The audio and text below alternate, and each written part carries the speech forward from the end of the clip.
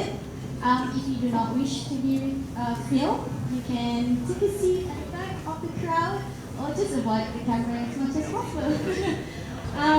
First, I would like to acknowledge the traditional custodian of this land, the Mumina people. While there is no descendant of Mumina people today, so we honor the Tasmanian Aboriginal people, past and present, who continue to care for this beautiful land. Welcome back to Beer Aquatic. My name is Mimi, and it's so great to see this space filling up with some familiar and new faces. As you know, last month we did not have any Beer Aquatic event, so we're happy to be back from this month onwards, same time, same place. A shout out to Hobart Brewing Company for always supporting us and providing this space for us all together. We're so thrilled and excited for Dr. Olly Dove tonight. Olly is a marine ecologist whose adventures are as captivating and as inspiring. She just completed her PhD at Institute for Marine and Aquatic Studies at the University of Tasmania, where she studied the foraging ecology of short-tailed shearwaters and little penguins. Part of her fieldwork took her to Wedge Island, where she spent up to 5 weeks enduring penguin fleas, shearwater vomit, and on one memorable occasion, human excrement, all in the name of science. But she isn't just a field scientist, she is also a passionate science communicator as a host and producer of That's What I Call Science podcast.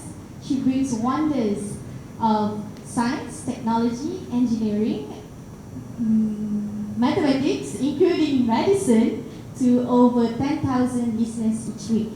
In 2023, the podcast was awarded with the Australian Museum Eureka Prize for STEM inclusion, recognizing its powerful role in amplifying diverse voices in STEM. Other than her science and podcasting, she's currently working on her first novel, which is very exciting. And watch out, she plays for the King Burrows Tiger Women's footy team. Apparently just recovered from her latest game injury and just on time for Beer Aquatic tonight. So please join me in welcoming Dr. Olly Dove to the stage.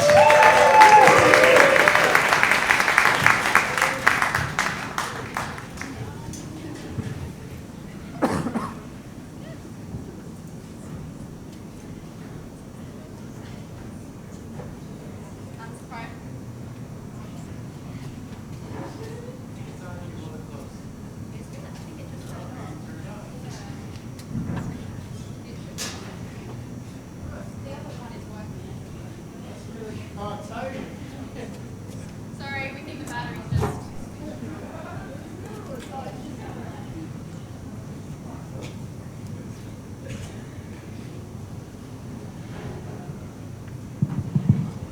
Hello.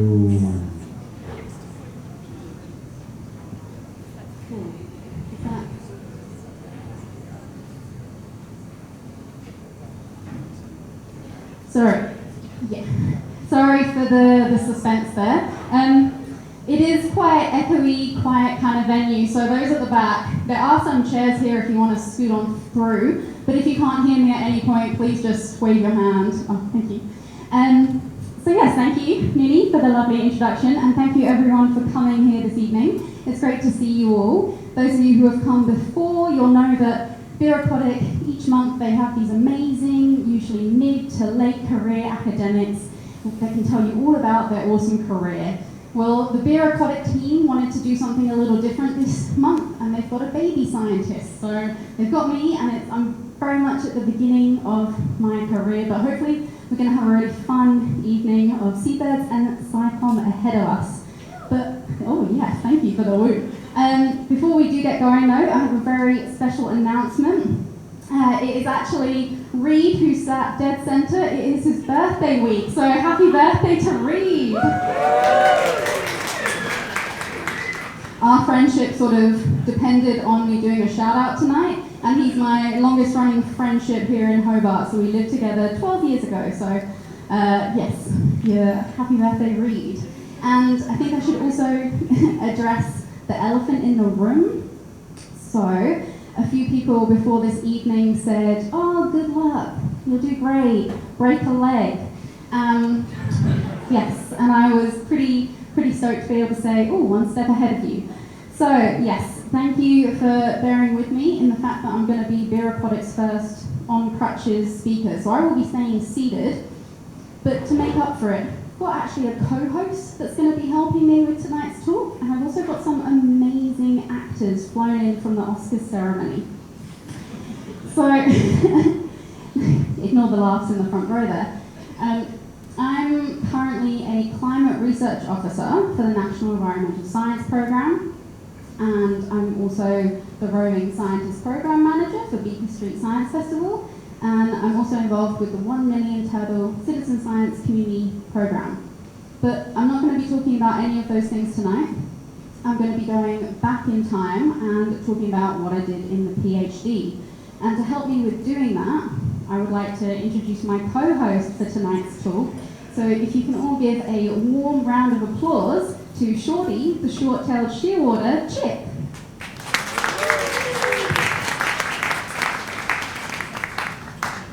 So this is Shorty. So she is my spirit animal, my support animal, my comfort. And she keeps me company. She's flown all around Australia with me, so I'm very grateful. And she's a little shy, so friendly faces. Let's keep her feeling calm. But Shorty's not going to be the only one on stage this evening. So those of you who have come to Beer Aquatic before, you would have heard maybe the phrase, Southeast Tasmanian waters, they're warming at 4 times the global average. You might have heard that. Now, such a warming event, that's going to be affecting our wildlife, like Shorty here. And so we're going to be looking at the behaviour of 2 local celebrities. So please welcome onto the stage the first of our celebrities, Shorty's parent, the short-tailed shearwater. So the short-tailed shearwater, Ardenichus rostris, if you're feeling fancy. Hey mama. Hey, so you might also know the short-tailed shearwater by their other name, muttonbird. Has anyone here eaten muttonbird? There's a few slow nods, yes, a couple of hands, great. So they're an important Aboriginal food, and they're commercially harvested. Sorry, Shorty and Sophia. But they're a very important bird here in Tassie, and they have an incredible migration. So outside of the breeding season, this small bird, which is maybe around 30 centimetres in length, not a big bird at all. They fly all the way from the Northern Hemisphere to breed here in Tassie. So a very impressive bird. And our second celebrity of the night, please welcome to the stage, our little penguins.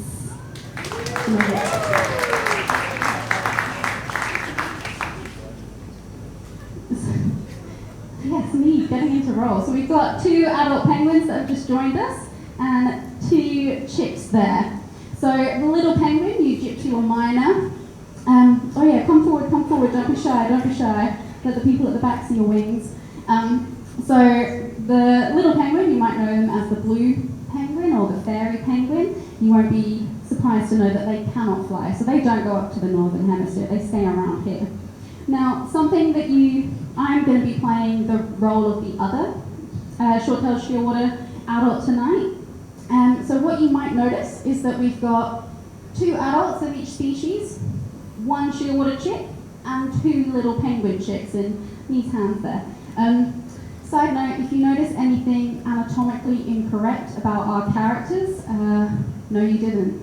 We'll just move on past that. But so penguins have 2 chicks at a time, and shearwaters only have 1. And that's because a short-tailed shearwater lives a lot longer than a little penguin. So they can live maybe 4 or 5 times longer. So they've got a lot more time to breed and be able to pass on their genes. So shearwaters, they raise 1 chick a year, and penguins are going to do 2 chicks a year, and sometimes they even do 2 lots of 2. So they get 4 penguins out in the same breeding season. And those things that I was mentioning earlier, the warming waters and these different, changing factors, what I was looking in my PhD is how the the pressures of these different parental strategies are going to be affecting what's going on out at sea. So I was looking at the diving behaviour in particular, what they do underwater, and I wanted to know where they were diving, how often they were diving, and what those dives sort of looked like. So, another very exciting thing that a shearwater can do, that a penguin cannot do, is that penguins, so they alternate when they're going out to sea. They go one by one each day. The short-tailed shearwaters, if they're, had a little tiff with their partner, they're kind of sick of the chick, they want to get a little R&R for themselves, they can go all the way to Antarctica. So we have an Antarctica at the back. Woo! Beautiful work. So shearwaters can go away for 2 to 3 weeks at a time, and they can get all the way from Tasmania down to Antarctica, feed on some yummy, yummy krill, and come back within 2 to 3 weeks. Like the Denman voyage didn't even do that. So it's a pretty impressive bird. Okay, so that's our setup. That's our main characters. But there's actually 2 more characters we're going to need in our story tonight. We're going to be reenacting a fieldwork example. And who else do you need for fieldwork? Well, you need the humans that are going to be going and collecting the data. But I'm all out of volunteers, so I actually need 2 of you, wonderful audience members, that are brave to come on and join the fun. So, any hands, any takers? There's got to be brave people amongst you. Pinch the person next to you, make them put their hand up. We've got to, come on folks, come on. We've got one. Oh, yes, yeah, come on. Okay, come on up. Big round of applause. It takes a lot of bravery to come onto the stage when you don't know what's going to happen to you. Beautiful. So, welcome to our field site. You have just entered Wedge Island. Lovely to have you here. Now, at the back of our stage, behind our birds, there's 2 piles of clothing. So we're going to get you to pop something on. So there's waterproof jackets, there's gloves, someone needs a head torch, and there's also some gaiters. Yeah, you want to protect yourselves. So in the meantime, while they're doing that, all of you are going to be a part of tonight's performance. Haha, you thought you got away with it. I saw you avoid eye contact with me. So what we're going to do is we're going to make a lot of noise and confuse the people outside, because bird colonies, they are loud places. When it gets dark, the adult birds, they come home, and they want everyone to know about it. Shearwaters will come maybe 30 minutes after sundown, penguins a couple of hours later, and it is extraordinary to see the skies lit up with shearwaters. So we're going to be led by our 4 birds up here, and we're going to have a big chorus. So if everyone's ready, on the count of 3, you're ready to leave the squawking. And if you don't know what bird sounds you might make, feel free to revert to chicken. I'm not going to judge. And penguins also sound a little bit like donkeys from now to then. So you can also sneak in a donkey. So on the count of 3, I really want to confuse the people still outside, okay? So 1, 2, 3.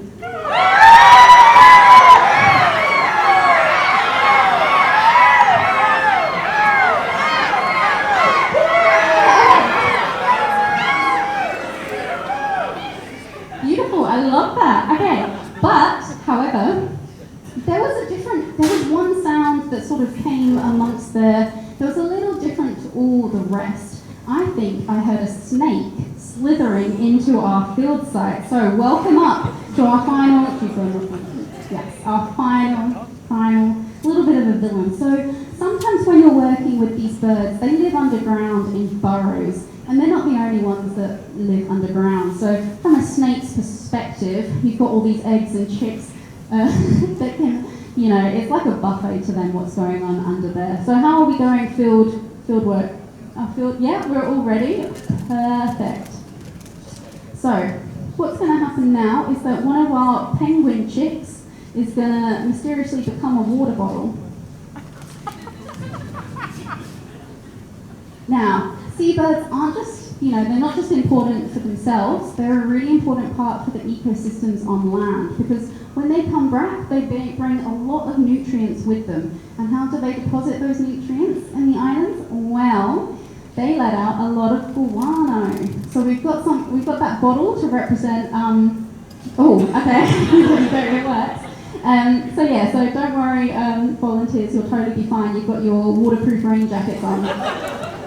So, we're gonna, because when we're out on the island and they're in the burrows, we don't know what's in the burrow, and we're gonna have to put our hands in to find out. So we're gonna reenact that here. So, can I have our two humans up front, please? If one of you wants to stand nearer the penguin, you're going to need to fit two human people in between you. So a little, but then still room to your left. So maybe a little bit. Oh, yellow jacket. Sorry, yeah, you're fine. Oh no, sorry, you're fine. Okay. So we're going to play a game to reenact what it's like to put your hand down a burrow. What's going to happen in a moment is our humans are going to close their eyes.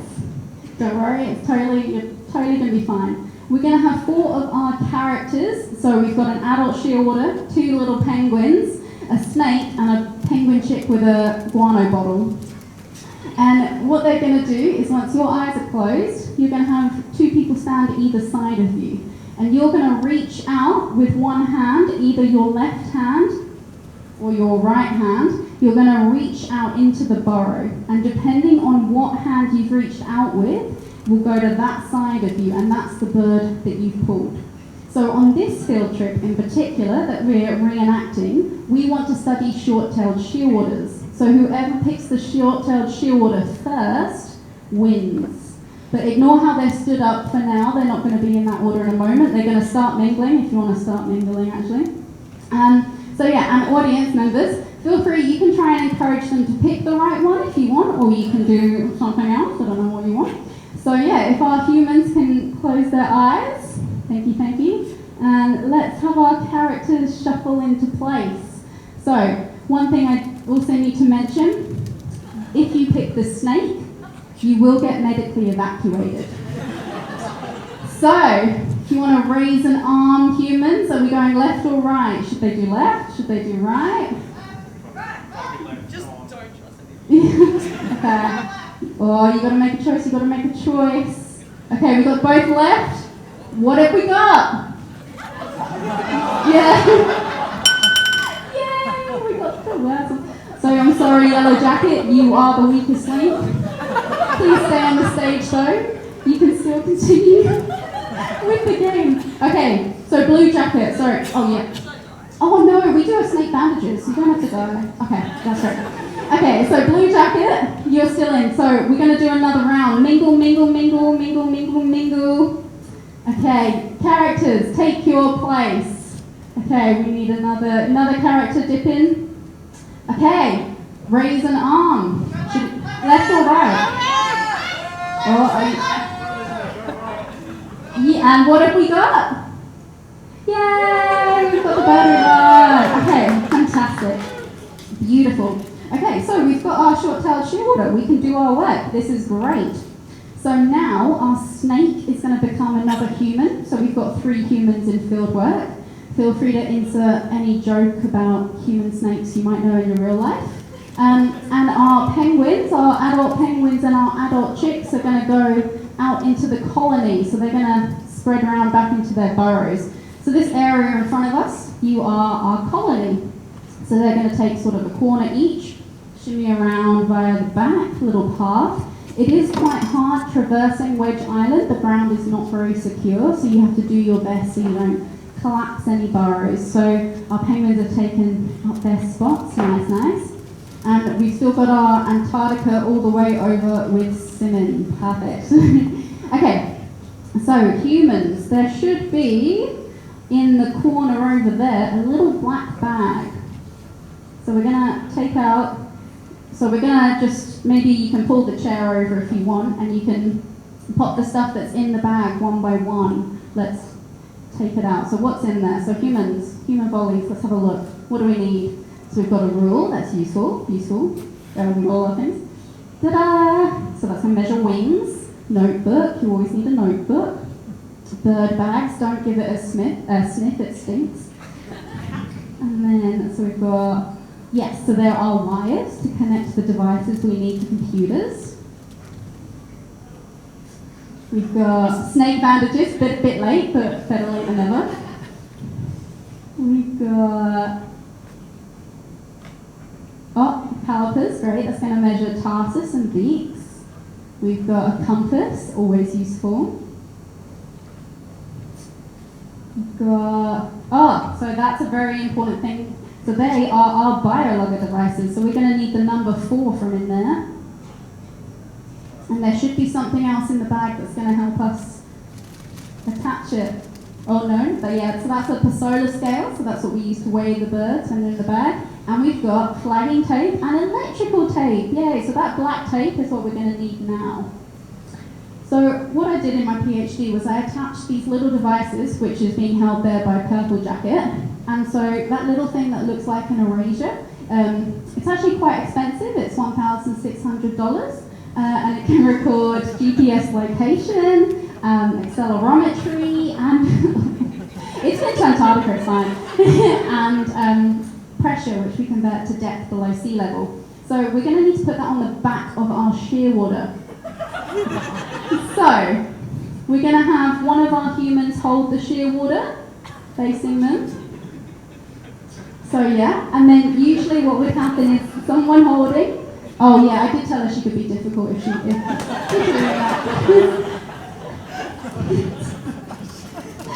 And then we're going to have one human holding the device on the back. So yep, Siobhan, if you want to come hold in place. And then yeah, so often working in threes helps because someone has the notebook, and then you usually use, oh yeah, no, go for it. You use tweezers to move the feathers, and there's like, you usually do 3 layers, it's a bit more to it. And you can put super glue on where the tape meets the tape. And one time I did accidentally super glue myself to the penguin. Wouldn't recommend. Penguin was fine, I wasn't. So we've done it, we've tagged, and our shearwater can go off to have an adventure and get some food. Oh, but what's this? Our shearwater isn't just heading in the local Tassie waters, she's headed all the way to Antarctica. So she's off on an adventure. So this means that she's going to be gone for 2-3 weeks at a time maybe. So what would happen in that period on wedge is we would have to walk out every half hour.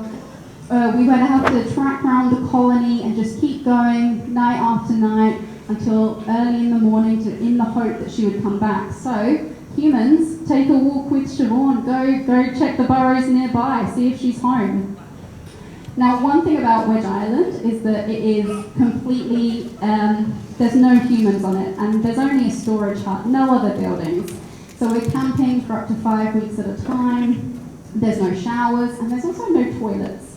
And there's nowhere to dig to make a toilet. So what you have to do on Wedge is that you have to go within the boulders, between the boulders, at the shoreline. You tell everyone at camp you're going lemon hunting, they stay at camp, you go to the sea, and then you have to find a little crevice, make your deposit, and then cover it with seaweed and go about your day after cleaning yourself. And one time, one volunteer that came with me, he was doing his daily business, and a pilot whale breached in front of him, which is a pretty incredible thing to see when you're on the potty. But he wasn't the only one that was interested in the pilot whale. So were a lot of people that were nearby fishing. And so a ton of boats came round the corner, and our poor volunteer had to cover himself with his hat and just wave until they went and left him. So quite a difficult time. How are you going out there? No shearwater skill? Oh, shame. Keep going. But the way that Wedge Island is, like you might guess it from the name, but it's actually shaped like a wedge. So we've got our colony up the hill, the campsite's below, and then the sea's next to it. So when we're set up in the colony, we're waiting for our birds night after night, getting cold. On our first trip, Jarvid and I would tell each other horror stories and horror riddles to try and creep each other out, to see who could get the most spooked by the fact that we were below this empty forest on an island. And one time we were looking down and we saw, it was genuinely one of the most beautiful things I've seen in my entire life, because the water between us and the Tasman Peninsula was lit up with bioluminescence. And not just that, but it looked like 2 Atlanteans fighting underwater because of these 2 currents that were meeting each other in the middle. It was glorious. So after our nightly shift, we went to look at it closer. it had come closer to the shore and we were really close to it. And it was just this magical moment where you felt really connected to nature, really connected to the world. You really felt at peace and absorbed in what was happening. And I went back to my tent after that glorious moment, and of all the things that you could take away from this talk, it's probably the fact that I know what avian feces smells like really well. Like, by the end of 5 weeks, people would not stand near me. Like, I cannot express heavily enough how well I know the smell of seabird poop. Oh, holy moly. They're checking a different part of the colony just in case. And so when I was in my tent, I could smell something, and I was like, this is not avian feces. This, like, I would know if it is that. This is mammalian feces. Now, there used to be goats and cats and sheep on Wedge Island, but they got eradicated because they're invasive.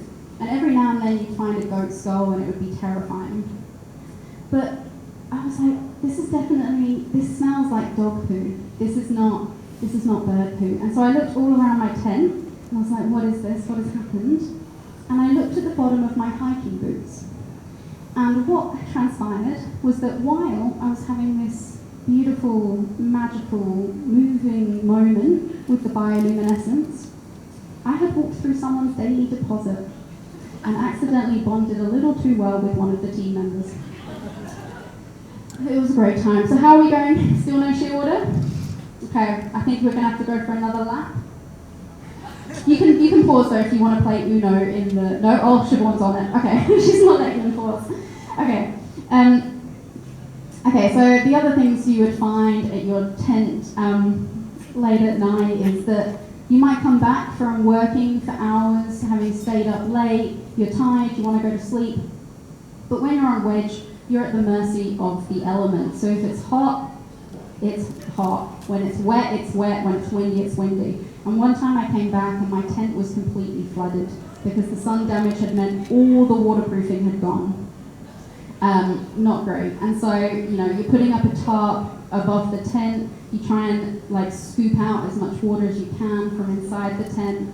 And I put 2 tarps in the tent as well. So I ended up sleeping with tarp, tent, tarp, me in a sleeping bag, sleeping mat, another tarp, and then the tent bottom and the ground sheet. And so I woke up in the morning in a puddle around me. Not great. Not great at all. I was kind of like in The Parent Trap when she wakes up in the middle of the lake. I kind of felt a lot of sympathy for her at that point. But I set up our spare tent the next day, which fortunately we had. And as I was setting up the spare tent, the storm still raging, I turned around and our gazebo had flown away and was in the air, and it landed on the storage hut and ripped in half. So the nearest thing we had to shelter was just gone. And so we were at the mercy until the next team came back to bring us supplies. I've actually lost sight of our field workers, so I hope they're living the dream.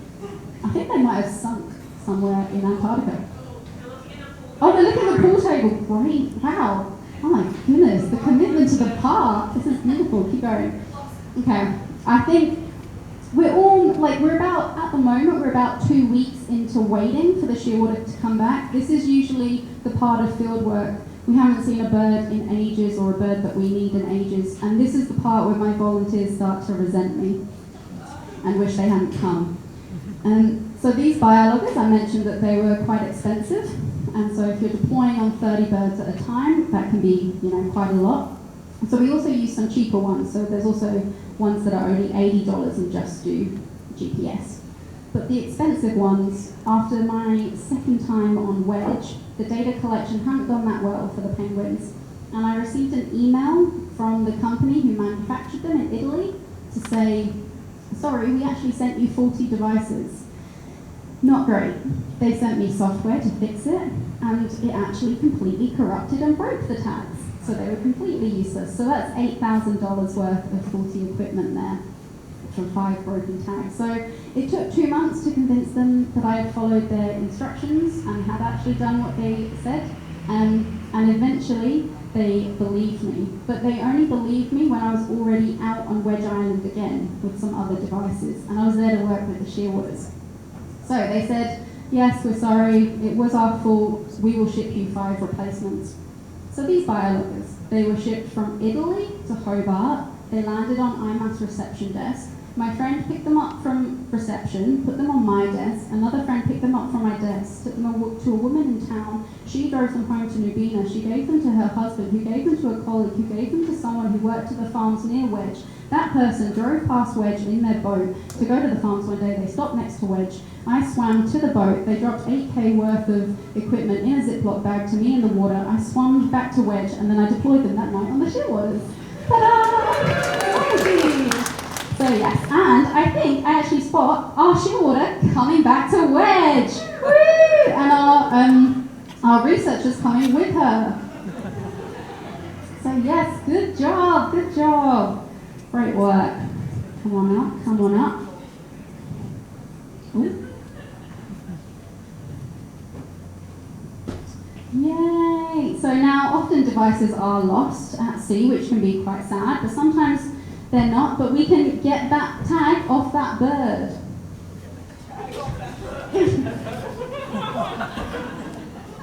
Yay! Awesome! Cool. Well, that's we've got our data. So now our wonderful volunteers, you're free to go back to Hobart. You've done your job. Thank you for your service. Please take a poster and a sticker when you leave. There's a little merch pack for you.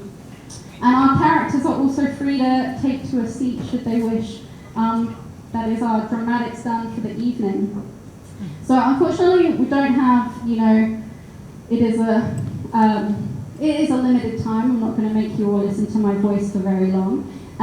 But the sort of results that we did get from this is that our short-tailed shearwater, they were a lot more flexible in what they were doing out at sea. And it was really my favourite figure or graph, basically visual way of representing the data. My favourite way of my favourite one that I made and saw was there was this one where you could see all the spikes of shearwaters diving around the south coast and the east coast of Tassie, and they were relocating, and then they were just, if they didn't like one area, they were moving on, and these gorgeous spikes. And then you compared it to the penguin, and it was just chock-a-block. And they were out there and they were hustling. So from the very moment that they were in the water, they were diving the entire day. So we've got our shearwaters, they dived on average 70 times a day, compared to the penguins that were diving on average 420. So the penguins had no time to waste. The penguins would put on weight from these local trips. Our shearwaters were often losing weight on the local trips, because they were very concentrating on dealing with the chip, because they knew they could go to Antarctica to replenish their own body condition whenever they wanted. The penguins dived deeper, the shearwaters in general were shallower, but I'm not going to make you call out like a teacher in class, but if you just think how deep could a shearwater go, not a very big bird, my deepest one went to 52 meters, which pretty solid. My deepest penguin was 30 meters. So in the majority, penguins were diving around the 11 meter mark and the shearwaters around the 6 meter. But both species have been recorded to dive to 70 meters below the sea level. So if anyone mocks the little penguin for being the smallest penguin, you should not. They're doing their best. And all of this can tell us that if there's going to be these marine heat waves happening, we need to know where these important areas are for the animals that are using them. So that was the science part of my talk, and in a very last few minutes, a little snapshot, I'm going to talk about the other thing that was on the advert. So it said Seabirds and Scicomm. So I'm just going to do a quick little run through of some of my favourite science communication things that I've been involved in, and it's kind of a little advert for the practice of science communication itself. So for those of you who in the audience that know me, that won't come as a surprise, but I like to advocate for Scicomm. These posters and stickers that we have are from That's What I Call Science. We'll get to that in a bit. There we go, as modelled here. So when I was 14 in biology class, I wrote a little story about dinosaurs and how they went extinct. And my biology teacher was super kind and super supportive about the work, and it goes to show how the effect of teachers can be long-lasting, because it had two effects on me. One is that it sparked that creative writing love and it kept that going, which was mentioned earlier. So yes, hoping to self-publish my first book next year, watch this space. But it also sort of continued in the science communication, like wanting to share science in fun and imaginative ways. So when I went to undergrad and did zoology, one of my tutors told me, academia is super toxic, full of nasty people.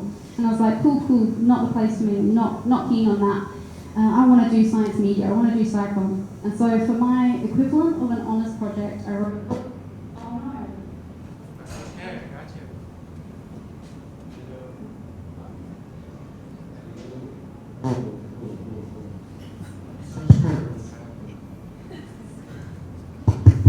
Hello?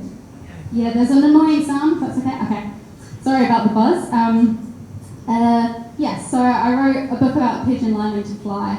And long story short, I ended up coming back into the world of academia and doing a master's. And so if we fast forward half a decade, there was hosting a uni radio show called The Natural Selection, being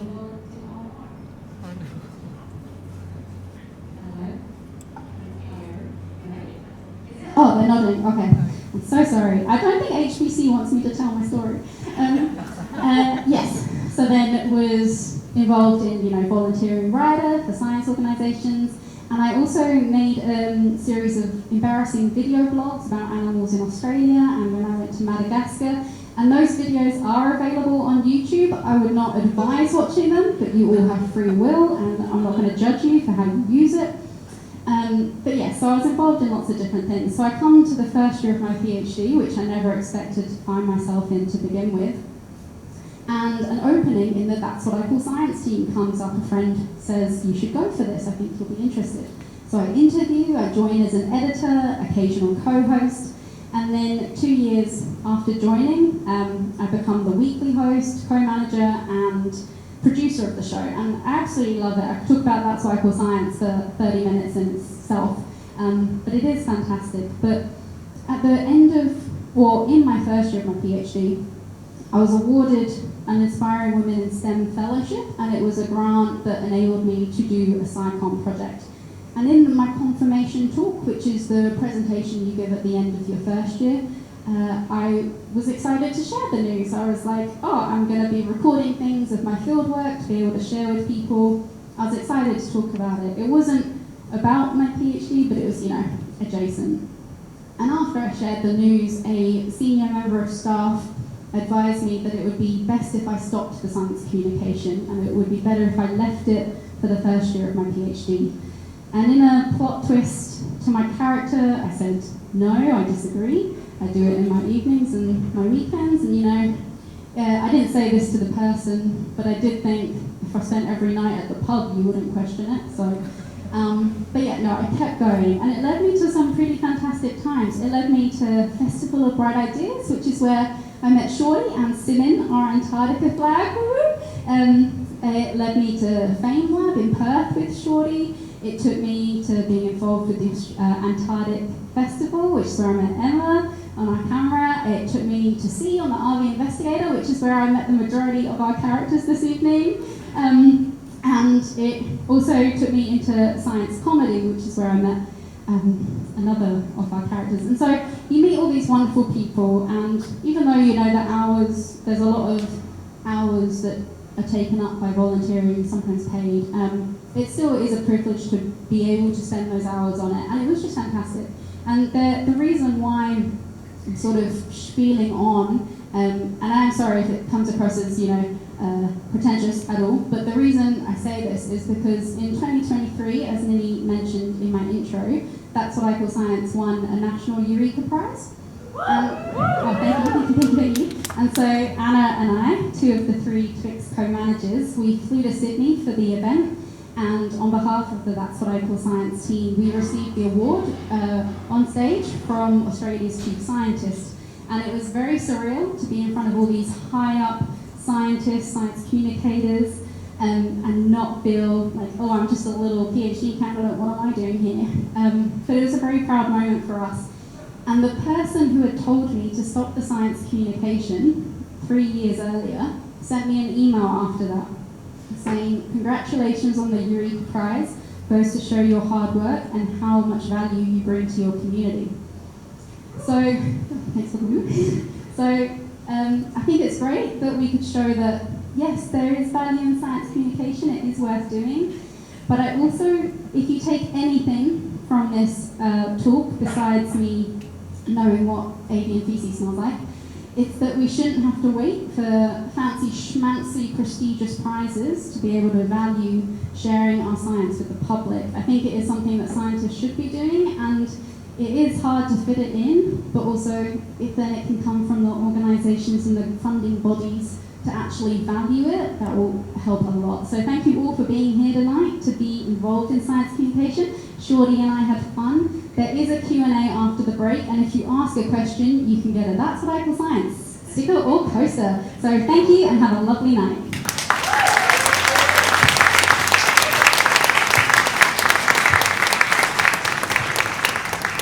Thank you, Olly, for sharing your story with us. It was fun and engaging. We'll be back in 10 for Q&A.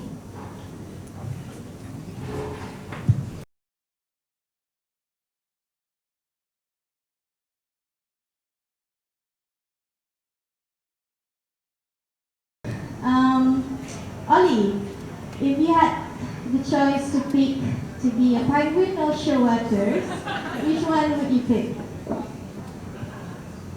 Fun question. I would probably say, if I didn't get a choice, I probably am a little penguin. I'm short and grumpy, so I feel at one with them. But if I got to pick, I'd definitely pick a shearwater, because it's a dream of mine to go to Antarctica for one. So I hope to get down there one day. And also, just their ability to fly means they're going to be able to buffer a lot of environmental changes a lot better. They only have to deal with 1 chick per year, not 2 to 4. That's a lot. Like, I've seen the adult penguins come back, and you can just see that they're so reluctant to go back to their burrow because they just don't want to deal with the teenagers. To the point where the teenage penguin chicks end up following you because they're looking for someone to help. And also penguins only live in the wild for up to 6 years. You can have a shearwater that can live around 25 pretty easily. So a penguin is not the life that you're going to want. No. For sure. Okay, one last from me. Since you talk about the deepest depth that their both species been to, how long do they stay underwater? Great question. So on average, it would be probably only around 20 seconds. So not that long. So those really deep dives that I mentioned, the penguin one that went to 30 meters was, I think, around 71 seconds. So just over a minute.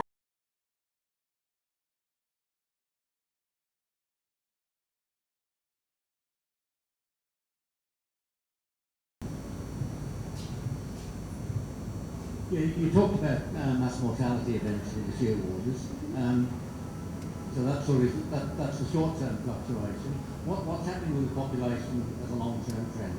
As far as I'm aware, they're still registered on the IUC at a sort of least concern, so both penguins and short-tailed shearwaters. So short-tailed shearwaters, most abundant seabird is here in Tassie, so they're doing, like, on a wider scale, doing okay.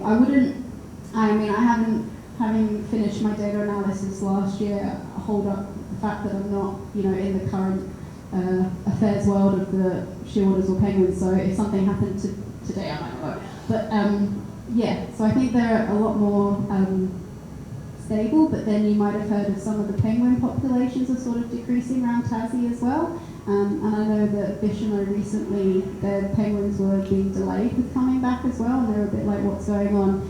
And essentially, in those sort of cases, if there's not enough food out at sea, the birds are going to be needing to go further and further afield, spending further time. So another heartbreaking thing that sometimes we saw with the shearwaters was that if they were staying out for longer, you would just see the chicks' weight just go down and down, and up to a certain point they can manage it, but then there were some burrows that we then stopped, we had to call off because the chick didn't make it, unfortunately.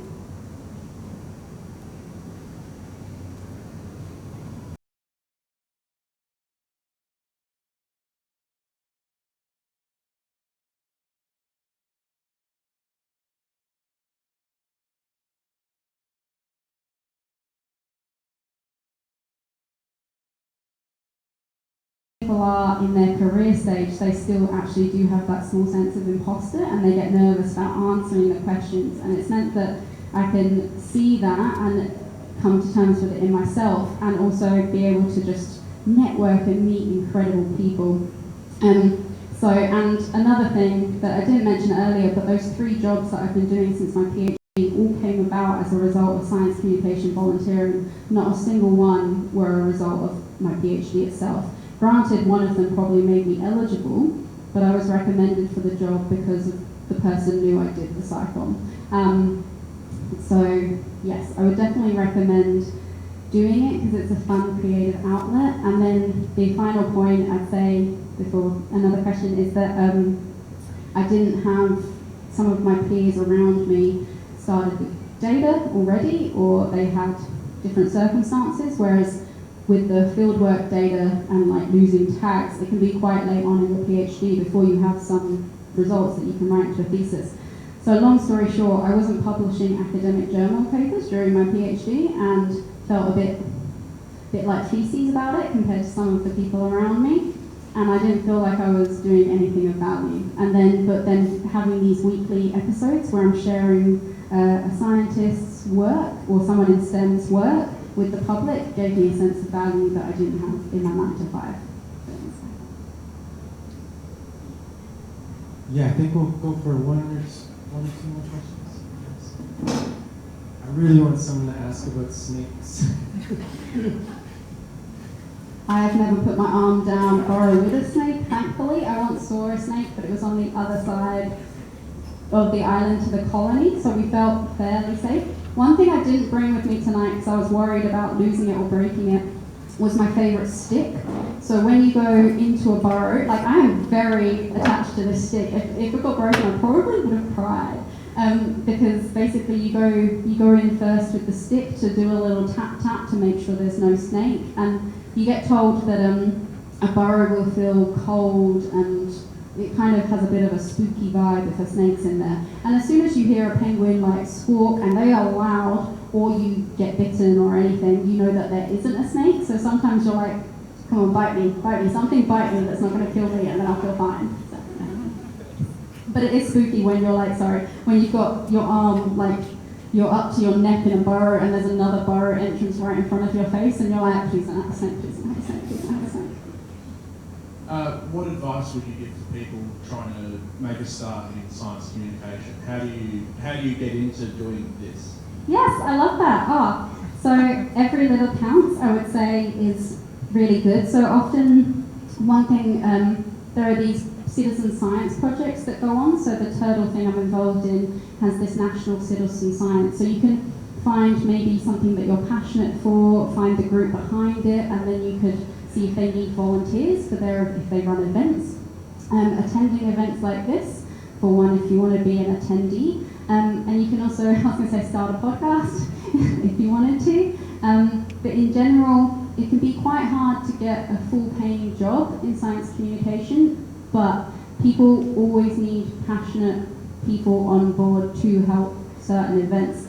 So, for example, if anyone is interested, sign up for the Roving Scientist program at Beaker Street. The EOI is currently on offer. So what that involves is basically you sign up on the Beaker Street website and you get a shift at a pub and you can talk about your work directly with the people. But basically, if you keep your eyes peeled for different opportunities, sometimes LinkedIn can be a good place to look as well, because people might advertise this, #Scicomm or something like that.